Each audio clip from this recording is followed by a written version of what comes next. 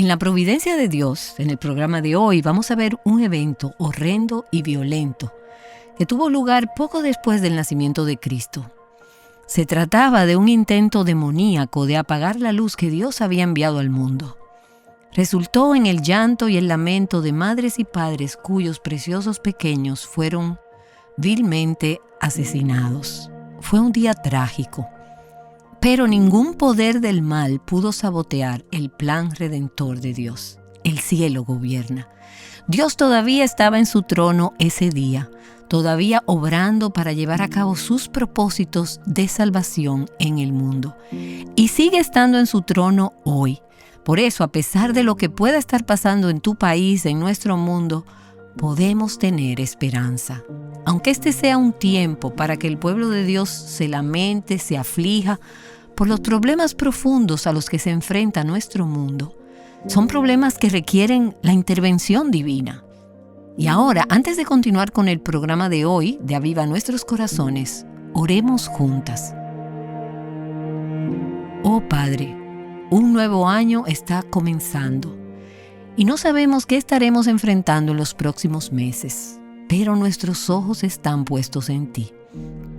Esa era la oración del pueblo de Dios en el Antiguo Testamento y es nuestra oración hoy.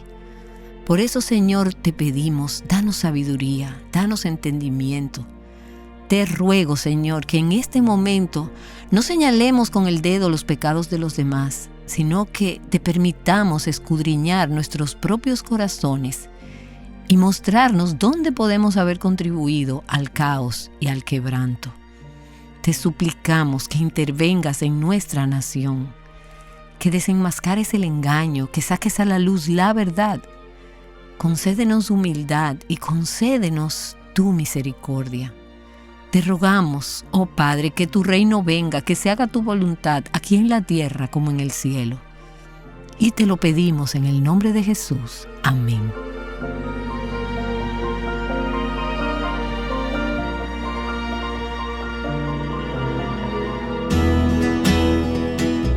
Estás escuchando Aviva Nuestros Corazones con Nancy DeMoss Wolgemuth, autora de El cielo gobierna, en la voz de Patricia de Saladín. Hoy, 10 de enero de 2025.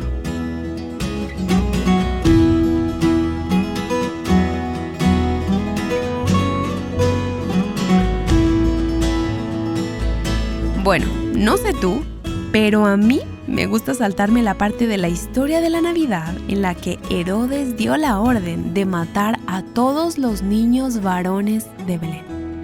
Sin embargo, a pesar de la tragedia y la persecución, Dios seguía obrando. Nancy nos va a mostrar la esperanza que tenemos en Cristo al concluir la serie titulada Sabios, Reyes y la Providencia de Dios. Aquí está Nancy. El viernes 14 de diciembre del año 2012, un joven de 20 años llamado Adam Lanza cometió un homicidio masivo. Lo hizo en la ciudad donde había crecido, en Newton, Connecticut. Comenzó asesinando en su casa a su madre y luego irrumpió en una escuela primaria cercana, Sandy Hook, donde mató a 6 profesores y administradores, así como a 20 alumnos de primer grado. Cuando la policía llegó pocos minutos después de que comenzara el tiroteo, este joven se quitó la vida. Ese horrible suceso era lo único de lo que se hablaba en los días siguientes en los medios de comunicación en todo el mundo. Ese domingo en la mañana, un grupo de niños de 4º a 6º grado se reunieron para la escuela dominical, como acostumbraban a hacer en la iglesia bíblica de Newton. La lección de ese día fue sobre Mateo capítulo 2 y se había planeado mucho antes de que ocurriera el tiroteo. El profesor repasó la primera parte del pasaje sobre los sabios que viajaron para ver al Mesías recién nacido. Luego llegó la parte del relato en la que Herodes estaba tan enojado por las noticias de un rey recién nacido que ordenó la matanza de todos los niños varones menores de 2 años. Y el profesor leyó esta parte de Mateo capítulo 2. Se oyó una voz en Ramá, llanto y gran lamentación. Raquel que llora a sus hijos y que no quiso ser consolada porque ya no existen. El profesor explicó en aquella clase de niños con los ojos muy abiertos. Herodes hizo una cosa horrible y espantosa. Inmediatamente los niños pudieron darse cuenta de algo, y uno de ellos dijo: eso es como lo que pasó aquí. En aquella primera Navidad tenemos tanta belleza, tanta dulzura y gloria en torno al nacimiento de Cristo. Y luego tenemos la escena de los sabios que siguieron la estrella para adorar al recién nacido rey y le dieron los regalos. Todo lo que nos gusta de la Navidad lo vemos en estos relatos. Pero a todo esto que celebramos y que disfrutamos legítimamente, le siguió una tristeza inimaginable, dolor y una espada. Y por cierto, esto había sido profetizado a la madre del niño, a María, por el anciano Simeón mientras él sostenía a ese bebé en el templo cuando ella y José lo llevaron para la dedicación. Simeón le dijo en Lucas capítulo 2, en el versículo 34, que ese niño sería una señal de contradicción y una espada traspasaría aún su propia alma. Luego de la visita de los sabios, siguió una escena desgarradora. Y casi nunca vemos esa parte de la historia de Mateo capítulo 2 representada en una obra de teatro navideña o cantada en un concierto de Navidad. Preferiríamos saltarnos esa parte. Incluso desearíamos que no existiera. Pero está ahí y hoy vamos a analizarla. Es un relato que nos recuerda que en medio de la oscuridad y el mal de este mundo, el Evangelio brilla y ofrece esperanza. Y voy a pedirte que me acompañes una vez más, si aún no lo has hecho, al Evangelio de Mateo, al capítulo 2, para concluir esta serie sobre los sabios, los magos. Empezaré a leer de nuevo en el versículo 1, para situarnos en el contexto. Y si te has perdido los episodios anteriores de esta serie, puedes escucharlos o leer la transcripción en avivanuestroscorazones.com. Hoy hemos llegado al final de esta serie. Bueno, Mateo capítulo 2, versículo 1. Después de nacer Jesús en Belén de Judea, en tiempos del rey Herodes, unos sabios del oriente llegaron a Jerusalén preguntando: ¿dónde está el rey de los judíos que ha nacido? Porque vimos su estrella en el oriente y lo hemos venido a adorar. Cuando lo oyó el rey Herodes se turbó. Y uno pensaría que se habría emocionado con el nacimiento de este rey, pero no, él se turbó y toda Jerusalén con él. Entonces el rey reunió a todos los principales sacerdotes y escribas del pueblo y averiguó de ellos dónde había de nacer el Cristo. Y ellos le dijeron, porque conocían bien las escrituras del Antiguo Testamento, ellos eran eruditos, expertos en la palabra de Dios, y les dijeron: en Belén de Judea, porque así está escrito por el profeta. Y luego en el versículo 6 lees la profecía de Miqueas, capítulo 5, que estos hombres recitaron porque la conocían muy bien. Versículo 7, entonces Herodes llamó a los sabios en secreto, y de ellos determinó el tiempo exacto en que había aparecido la estrella. Y por supuesto, por lo que dice más adelante en el capítulo, sabemos que él estaba tratando de determinar la edad de este niño en ese momento, porque tenía estos designios malvados en su mente. Y para llevarlos a cabo quería saber cuándo vieron la estrella de ese niño por primera vez, es decir, cuánto tiempo había pasado desde que el niño nació. Y enviándolos a Belén, dijo: vayan y busquen con diligencia al niño, y cuando lo encuentren, avísenme para que yo también vaya y lo adore. Después de oír al rey, los sabios se fueron, y la estrella que habían visto en el oriente iba delante de ellos, hasta que llegó y se detuvo sobre el lugar donde estaba el niño. Cuando vieron la estrella, se regocijaron con mucha alegría. Entrando en la casa, vieron al niño con su madre María, y postrándose lo adoraron. Y abriendo sus tesoros le presentaron obsequios de oro, incienso y mirra. Lo adoraron como el rey que era, el rey que es, y le ofrecieron estos valiosos tesoros que significaban, que simbolizaban la identidad y la obra que este rey había venido a la tierra a realizar. Los sabios habían recorrido todo ese camino, tal vez 1000 millas desde su tierra natal, aunque no estamos seguros exactamente de dónde era. Tal vez el actual Irán o Irak o Yemen, pero sabemos que recorrieron una gran distancia. Ellos siguieron por fe la estrella que habían visto por primera vez, y luego esta estrella reapareció cuando ellos llegaron a Jerusalén. Hicieron entonces ese viaje de 6 millas desde Jerusalén hasta Belén, que en realidad no es nada después de haber recorrido 1000 millas, y entonces encontraron al niño que esperaban ver y que habían creído que era el rey de los judíos. Ellos cumplieron su misión, hicieron lo que habían ido a hacer. Y supongo que en ese momento esperaban volver a Jerusalén para informarle a Herodes, como él les había ordenado, para luego regresar a su patria. Ese era el plan y el itinerario que tenían en mente. Pero me alegro tanto de que Dios es quien escribe la historia y el itinerario de nuestras vidas. Él escribió la historia de estos sabios. Y el versículo 12 nos dice que ellos no hicieron en absoluto lo que esperábamos que hicieran. Dice que habiendo sido advertidos por Dios en sueños que no volvieran a Herodes, se fueron a su tierra por otro camino.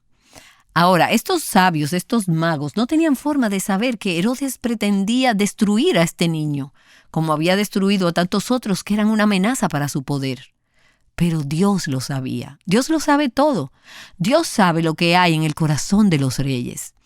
Herodes había dicho, yo quiero ir a adorar a ese niño. Pero Dios sabía que Herodes estaba mintiendo y que tenía intenciones asesinas en su corazón. Así que el Señor redirigió a los magos, a estos sabios, a través de un sueño. Ahora, humanamente hablando, era arriesgado desafiar la orden del rey. Herodes era un hombre muy poderoso y violento, y no le gustaba ser cuestionado ni superado. Él quería estar a cargo, él quería tener el control. Si ellos no hacían lo que Herodes decía, ¿no crees que Herodes podría haber enviado a buscar a estos sabios? ¿No crees que ellos calcularon el costo de desobedecer al rey? Si no hacemos lo que Herodes dijo solo porque tuvimos este sueño, ¿y qué si fue simplemente algo que cenamos anoche? Sin embargo, de alguna manera, ellos reconocieron la voz de Dios, reconocieron su autoridad y decidieron obedecer a Dios antes que a los hombres. Estos hombres obedecieron la advertencia de Dios.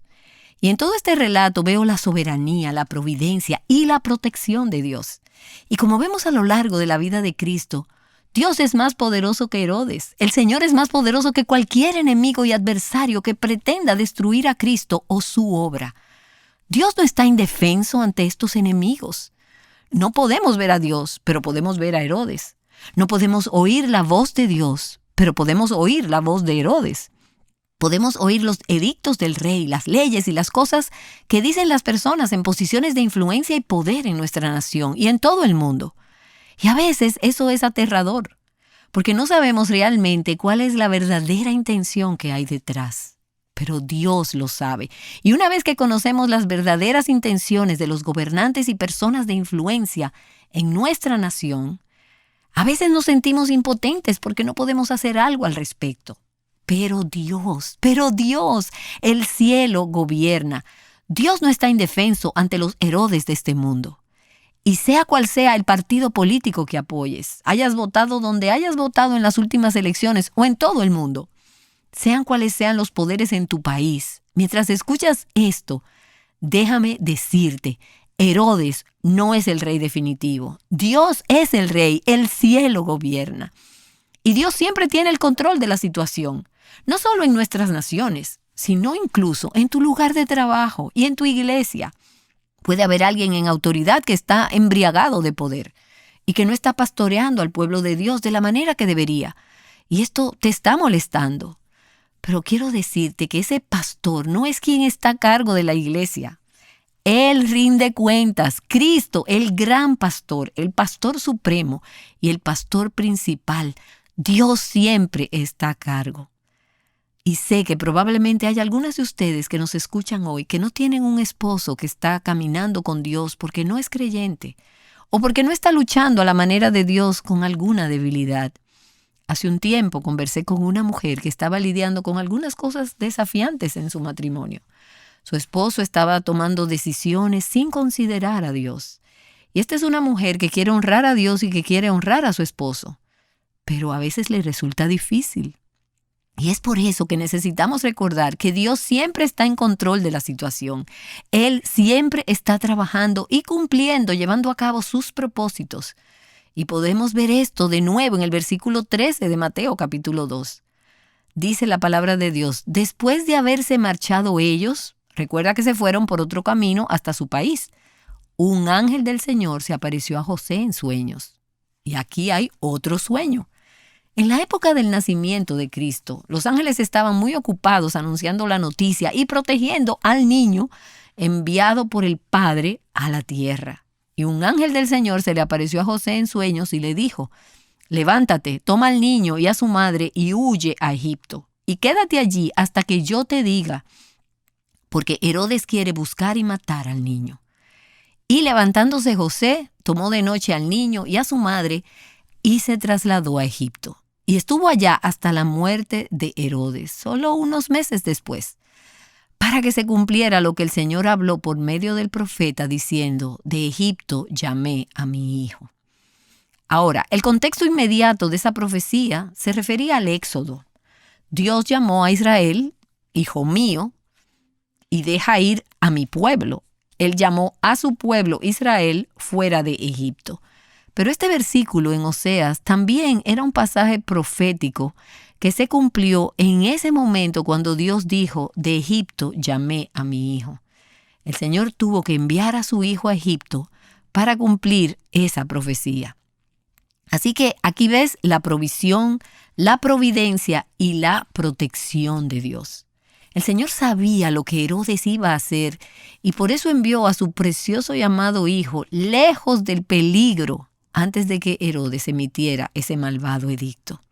Y a través de los sabios que habían traído aquellos regalos, Dios proveyó a esa familia de Cristo con los recursos que necesitaban para el viaje a Egipto. Dios siempre va adelante.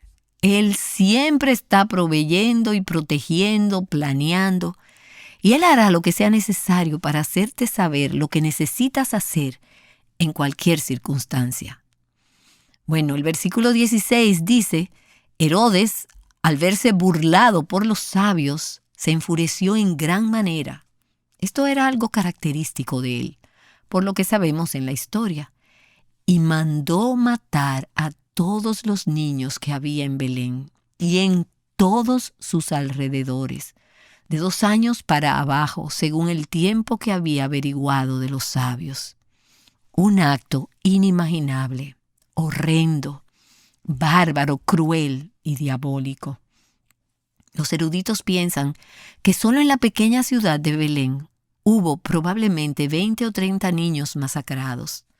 Herodes mandó a matar a niños de esa edad y menores por toda esa región. Charles Spurgeon dice: los hombres harán cualquier cosa para librarse de Jesús. No les importa cuántos niños, hombres o mujeres sean destruidos para poder oponerse y resistir su reino y aplastar su santa causa desde su infancia. Herodes quería deshacerse de Jesús. Hoy en día, la gente todavía quiere deshacerse de Jesús. Y no les importa cuántos estragos tengan que causar o cuánta destrucción tengan que provocar. Escucha, ya que estamos hablando de infanticidio, el movimiento abortista es una ideología y un movimiento anticristo. A la gente no le importan los bebés, solo les importa deshacerse de Cristo y de toda su influencia en nuestro mundo. Y el versículo 17 nos dice: entonces se cumplió lo que fue dicho por medio del profeta Jeremías. Y ahora tenemos en el versículo 18 esa cita de Jeremías capítulo 31 en el versículo 15, que se cita aquí en el Evangelio de Mateo. Se oyó una voz en Ramá, llanto y gran lamentación. Raquel que llora a sus hijos y que no quiso ser consolada porque ya no existen. Raquel fue la madre de José y de Benjamín, 2 de los patriarcas, y ella murió al dar a luz a su hijo menor, a Benjamín, y fue enterrada cerca de Belén. Leemos eso en Génesis capítulo 35. Y en el contexto inmediato de Jeremías capítulo 31, donde esa voz se oyó en Ramá, llanto y gran lamentación, Raquel que llora por sus hijos, pienso que eran las madres de Israel, simbolizadas en Raquel, que era una madre de Israel. Los judíos en el cautiverio babilónico provocaron grandes lamentos y lamentaciones de esas madres cuyos hijos habían sido enviados al cautiverio. Eso fue lo que ocurrió en tiempos de Jeremías, pero esa profecía de Jeremías también se anticipaba a este momento, al momento de la masacre de estos niños, de estos bebés. Es un lamento poético como el de una madre, Raquel simbolizando a todas las madres del pueblo de Dios, una madre afligida por la pérdida de sus hijos en el cautiverio y ahora de nuevo afligida por el acto asesino de Herodes. La maternidad fue concebida por Dios para ser una ocasión de alegría, cuando las mujeres abrazan y se aferran fuertemente a sus hijos recién nacidos, y los cuidan y los protegen. La maternidad debería ser un tiempo de felicidad. Ser madre primeriza debería ser un momento de gozo. Y ser madre de un niño pequeño, como María lo fue de Cristo, y como esas madres lo fueron de sus pequeños, debería haber sido un momento de alegría. Pero se convirtió en una ocasión de gran tristeza y angustia, porque esos bebés fueron arrebatados de los brazos de sus madres y asesinados. Y esas madres de aquel tiempo representan a las madres de todas las generaciones. Raquel simboliza a las madres de todas las generaciones que lloran y se afligen cuando el enemigo ataca a sus hijos, sus cuerpos, sus mentes, sus corazones y sus almas. Y vemos eso de muchas maneras en nuestra cultura. Cómo la gente trata de evitar que los niños conozcan al Señor, a Cristo, corrompiendo sus mentes, alimentando mentiras para destruirlos a través de todo tipo de consecuencias del pecado y caminos pecaminosos, adicciones y todo el desorden en este mundo que está destruyendo tanto a los niños como a los jóvenes. Y las madres sufren por esto. Y hoy tenemos madres escuchándonos que lloran la pérdida de un hijo o de un nieto a causa de las drogas o el alcohol o la promiscuidad sexual o formas impías de pensar. Y su corazón se rompe. Quieren abrazar a ese hijo, pero tal vez ese hijo ya no está. Sin embargo, la historia no termina y no ha terminado. Mira el versículo 19. Pero cuando murió Herodes, el ángel del Señor se apareció en sueños a José en Egipto, diciéndole: levántate, toma al niño y a su madre y vete a la tierra de Israel, porque los que atentaban contra la vida del niño han muerto. Y levantándose José tomó al niño y a su madre y vino a la tierra de Israel. Este horrible pasaje comienza con Herodes intentando dar muerte a Cristo y consiguiendo dar muerte a muchos niños. Pero la historia no termina ahí. ¿Cómo termina? Herodes murió y murieron los que buscaban la vida del niño. Sabemos que Herodes murió no mucho tiempo después del nacimiento de Cristo, de una muerte insoportablemente dolorosa y humillante. Científicos y médicos descubrieron en los últimos años de qué murió, y es probable que muriera de indecibles y horribles enfermedades que afligieron su cuerpo. Tuvo una muerte atroz. Herodes había pensado que su trono estaba a salvo porque él se había deshecho de ese rey recién nacido. Sin embargo, la verdad era que fue al bebé a quien Dios mantuvo a salvo del trono de Herodes. Dios siempre tiene la última palabra. Cristo y sus seguidores sobrevivirán a todos los que intenten destruirlo. Y podemos ver de nuevo en este pasaje cómo Dios protege y provee para los suyos, incluso en tiempos de persecución y tristeza. La protección, la providencia y la provisión de Dios no significa que su pueblo nunca se enfrentará al peligro. Significa que los ataques contra el pueblo de Dios nunca lo toman desprevenido ni por sorpresa. Y eso quiere decir que nunca estamos fuera de la atención y del cuidado de Dios. La furia de Herodes, su asesinato de los pequeños bebés de Belén, el exilio de Cristo a Egipto antes de cumplir los 2 años de edad, todo esto nos recuerda el horrible precio del pecado en este mundo. Y ese es el mismo pecado del que el Hijo de Dios vino a salvarnos. Cristo tuvo que entrar en nuestro mundo cargado de pecado y de dolor, y tuvo que compartir nuestras lágrimas y nuestras pérdidas, incluso ser desterrado siendo un bebé, para salvarnos de las terribles consecuencias del pecado. Y déjame decirte algo que creo que es la verdad, pero no hay manera de que pueda explicártelo. En última instancia, incluso el dolor, los reyes malvados, los asesinatos en masa y las madres que lloraron, sirvieron a los propósitos salvadores de Dios. Al final, todo está bien y todo estará bien. Ahora, podrías estar pensando, bueno, Dios salvó la vida de su hijo en este caso. Pero ¿y qué pasa con todos los otros niños cuyas vidas no fueron perdonadas? Y sus madres, y sus padres, y sus hermanos, y sus hermanas. Y eso puede ser aún más personal para ti. Miras a tu alrededor y ves a Dios actuando en favor de otros que están necesitados, rescatándolos del peligro. Pero a ti te acaban de diagnosticar un cáncer en etapa 4, como le sucedió hace un tiempo a una mujer que se puso en contacto conmigo. Ella tiene 4 niños pequeños y un cáncer en etapa 4.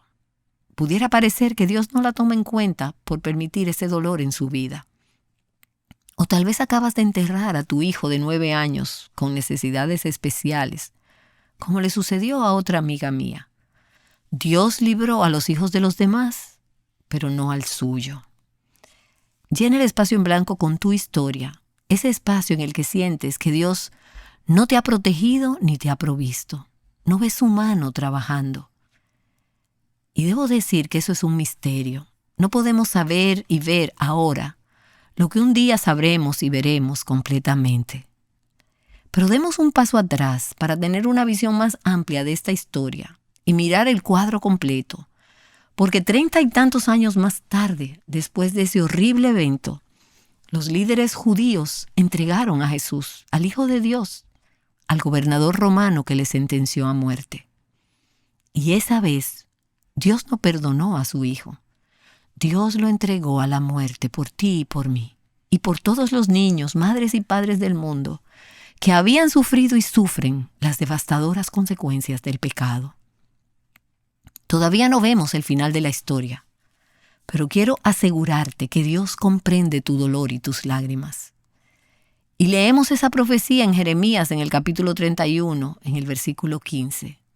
Así dice el Señor: se oyó una voz en Ramá, lamento y llanto amargo. Dios escucha tu llanto y Dios ve tus lágrimas. Dios conoce tu dolor y tu angustia. Raquel llora por sus hijos y rehúsa ser consolada por sus hijos que ya no existen. El Señor escucha la voz de tus llantos, pero como resultado de la muerte que sufrió el Hijo de Dios, la muerte que merecíamos por nuestro pecado, incluso en medio de un dolor inexplicable y abrumador, hay esperanza. Mira lo que dice el versículo siguiente en Jeremías 31. Así dice el Señor: reprime tu voz del llanto y tus ojos de las lágrimas. Hay pago para tu trabajo, declara el Señor, pues volverán de la tierra del enemigo, y hay esperanza para tu porvenir, declara el Señor. Los hijos volverán a su territorio. Ahora, no sé todo lo que eso significa para ti o para tu situación, pero sé que la palabra de Dios declara en Jeremías y declara a lo largo de todas las Escrituras que hay esperanza para tu futuro. Sí, ahora es un tiempo de llanto, de tristeza y de dolor incontrolables. Rehúsa ser consolada. Yo observé a mi madre en medio de la pérdida, la muerte de mi hermano en un accidente automovilístico hace años. La vi en medio de una pena y de un dolor incontrolables al perder a un hijo. Y estoy segura de que muchas de ustedes han pasado por lo mismo. Pero hay esperanza para tu futuro. Hay una promesa en todas las Escrituras, y es que llegará el día cuando todo el llanto y las lágrimas terminarán para siempre. Y la promesa de que todo lo que el enemigo ha robado, destruido, será un día restaurado. Los hijos volverán. Hay esperanza para tu futuro. Oh Señor, ahora es el tiempo de lágrimas, de tristeza y dolor. Desearíamos que no existiera un pasaje como este en las Escrituras. Es tan horrible.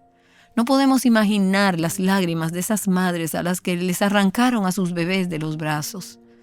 Pero gracias porque tú eres un Dios que escuchas el llanto, ves las lágrimas y entiendes el dolor de las madres. Eres un Dios que se preocupa y un Dios que no escatimó a su propio Hijo, sino que lo entregó por nosotros.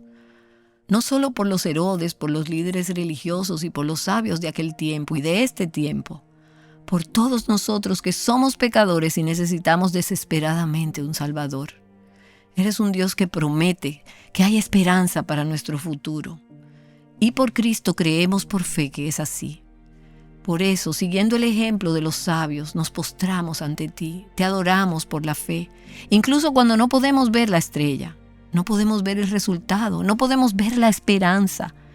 Pero aun cuando nuestros ojos están tan llenos de lágrimas que apenas podemos mirar al cielo, queremos estar quietas y decirte, oh Señor, el cielo gobierna y confiamos en tus promesas porque creemos que son verdad.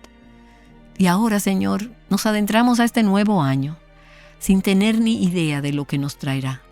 Pero descansamos en que tú sí lo sabes. Tú eres el Dios que va delante de nosotras con tu providencia para protegernos y proveernos. Incluso si este año resulta ser otro año, como el pasado, seguimos confiando en ti. Tú eres digno de nuestra alabanza. El cielo gobierna. Te bendecimos, Señor, en el nombre de Jesús. Amén. Incluso en la mayor tristeza, todavía hay esperanza. Nancy acaba de recordarnos que Dios sigue en su trono y que podemos poner nuestra fe en sus promesas. Amén. ¿Alguna vez has sentido que no encuentras las palabras para orar? Sabemos que la oración es vital para nuestra relación con Dios, pero a veces puede parecer una lucha. Orar, hermana, implica humillarnos, reconocer nuestras necesidades y pedirle a Dios que intervenga. Aún así, ¿quién de nosotras no ha experimentado esos momentos en que las palabras simplemente no fluyen? Ya sea que estemos pidiendo por provisión o intercediendo por un ser querido, a veces la oración se siente más difícil de lo que imaginamos. Es por eso que queremos presentarte nuestro nuevo recurso destacado de este mes, Cuando no encuentras palabras para orar. Con este libro tendrás a tu alcance docenas de pasajes de las Escrituras que te ayudarán a dirigir tus oraciones en diversas circunstancias y etapas de la vida. Esperamos que este recurso te anime y te inspire a profundizar en una oración basada en la palabra de Dios. Visítanos en avivanuestroscorazones.com para más información sobre cómo adquirir Cuando no encuentras palabras para orar. Hoy concluimos esta serie titulada Sabios, Reyes y la Providencia de Dios. Si te perdiste los episodios anteriores, puedes visitar avivanuestroscorazones.com y escuchar o leer las transcripciones. Pero algo que solo puedes escuchar aquí en el podcast son los testimonios de las mujeres que estaban sentadas entre el público cuando Nancy impartió esta enseñanza. He aquí algunos de ellos. Cuando pierdes a un hijo, sientes que eres la única que ha pasado por eso. Esto fue un buen recordatorio para mí de que muchas mujeres han perdido hijos y que Dios sigue teniendo el control. Si no supiéramos que Dios es soberano y que el cielo gobierna, no sé cómo lo soportaríamos. Estoy tan agradecida por eso.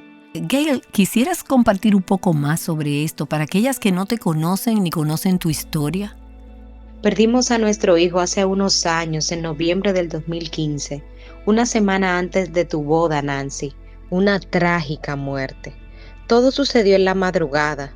Nos enteramos a las 3 de la mañana.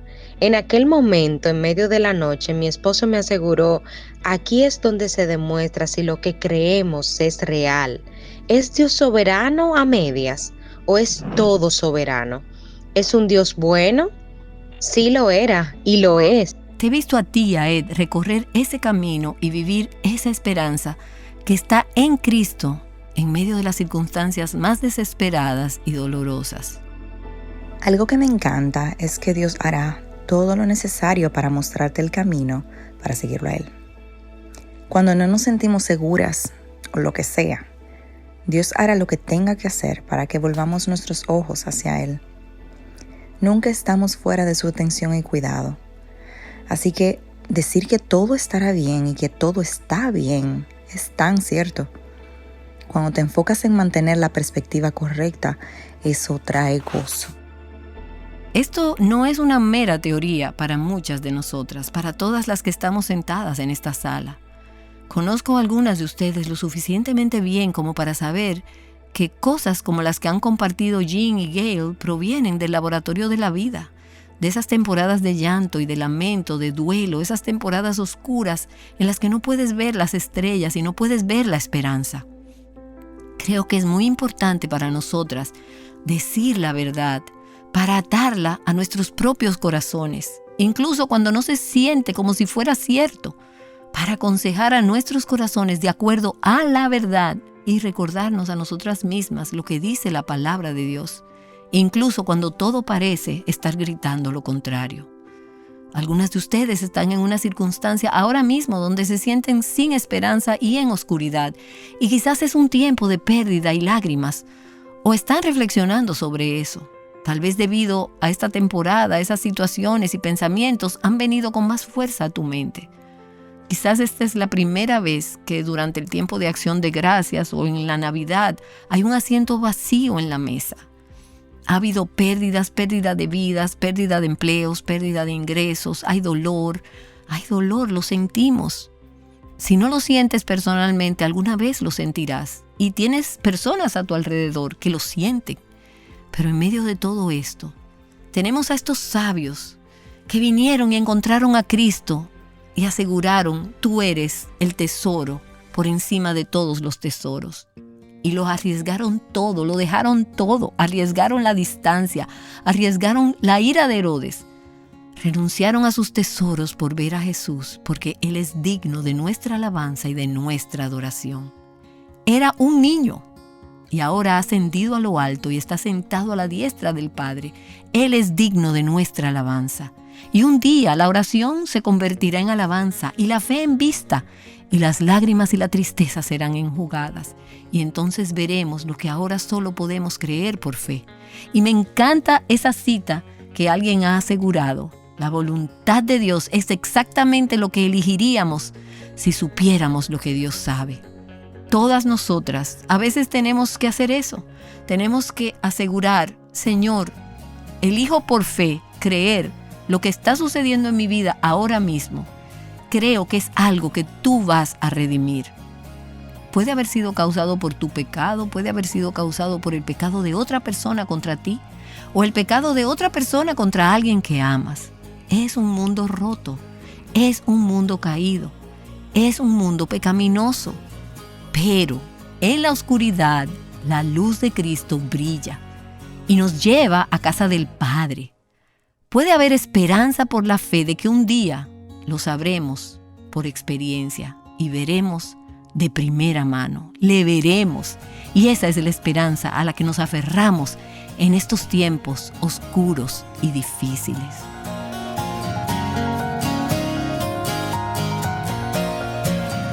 Recordándote que hay esperanza en tu tristeza. Aviva Nuestros Corazones es un ministerio de alcance de Revive Our Hearts.